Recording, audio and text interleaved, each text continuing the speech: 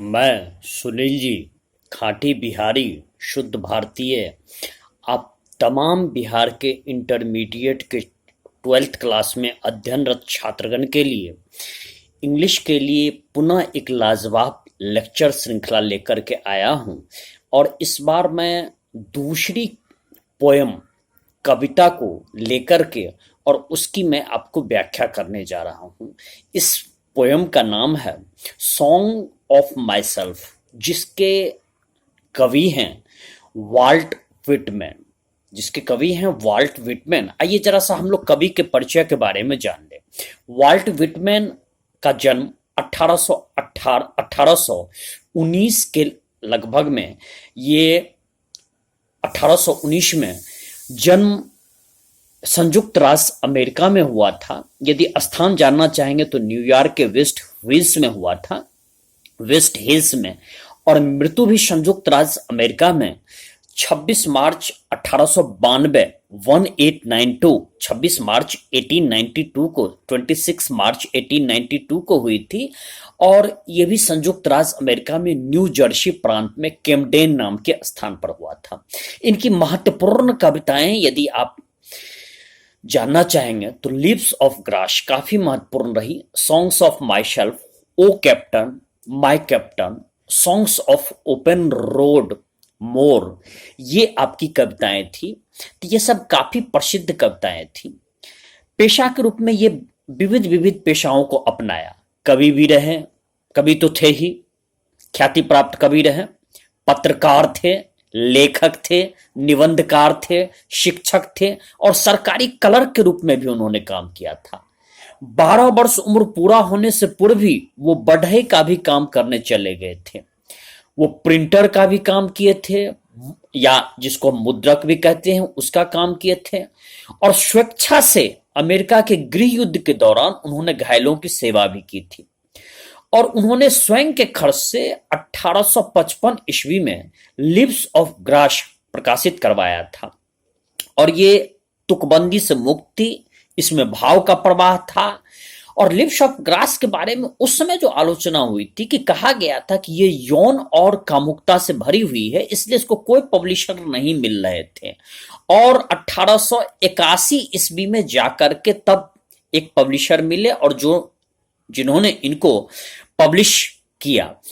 तो Whitman America में जीते जी जो उनको ख्याति मिलनी चाहिए थी वो नहीं मिल पाई, लेकिन उनके मृत्यु के बाद बहुत ख्याति प्राप्त हुई। बहुत सारे ऐसे कवि होते हैं जिनको जीते जी आलोचना, जिनको जीते जी विरोध का सामना करना पड़ता है, जिनको जीते जी काफी परेशानी का सामना करना पड़ता है, लेकिन मृत्यु के बाद उन्हें काफी ख्याति मिलती है। मैं आपको हिंदी का एक कवि गजानन माधव मुक्तिबोध के बारे में भी ऐसा ही बताऊंगा कि जिनको जीते जी उतनी ख्याति न मिली, लेकिन मृत्यु के बाद वो आज मानद कवि माने जाते हैं।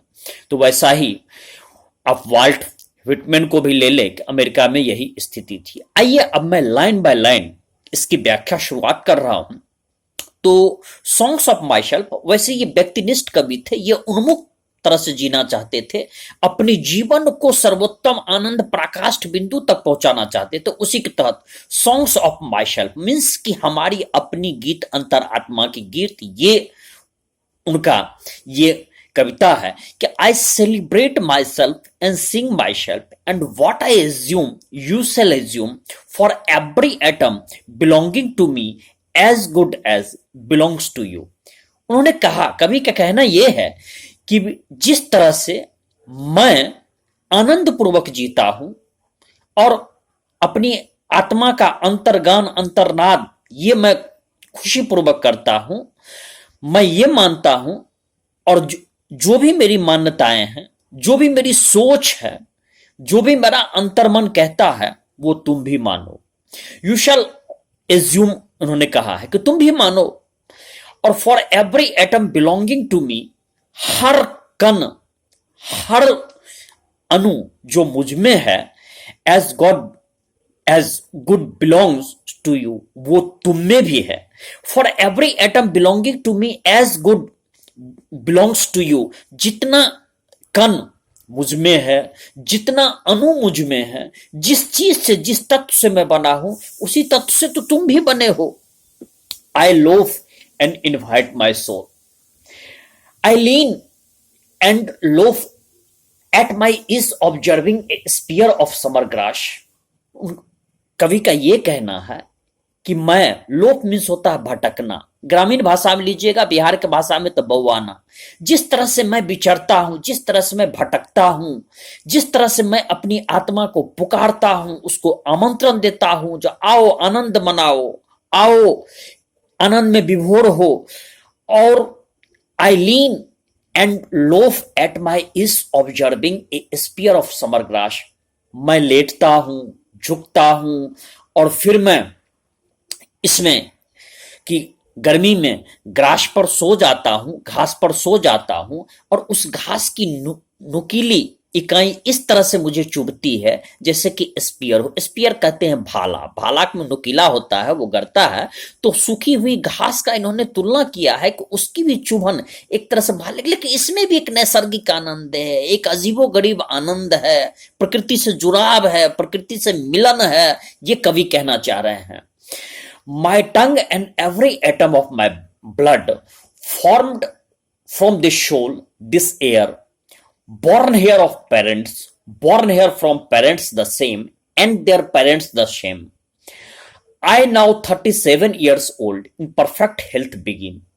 कवि का ये कहना है कि मेरा जिह्वा, मेरी जीव, हर शरीर का कण कतरा कतरा, मेरा रक्त, मेरी खून, फॉर्म फ्रॉम दिस सॉइल, ये इसी वतन की मिट्टी से बनी है, इसी वतन की हवा से बनी है, इसी वतन के वायु से निर्मित हुई है। अर्थात कि अमेरिका इनका वतन था, और उन्होंने ये बतलाया है कि इस वतन के हर कतरा कतरा मेरे शरीर में जितनी भी है, चाहे जीवा हो, चाहे शरीर का कण कण हो, हर चीज मेरे इस देश की, अर्थात कि अमेरिका के मिट्टी से, अमेरिका के वायु से बना हुआ है।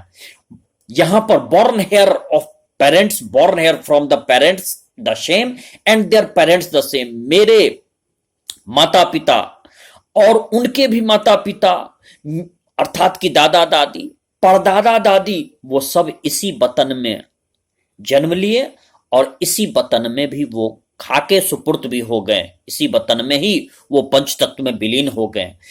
और मैं भी 37 वर्ष का हो चुका हूं, और अभी मेरा स्वास्थ्य अच्छा है। Hoping to cease not till death, और मैं उम्मीद करता हूं कि ये अंत तक भी मेरी ये भावना, मेरा ये स्वास्थ्य ये अच्छा रहेगा, और मेरी भावना ऐसे ही रहेगी।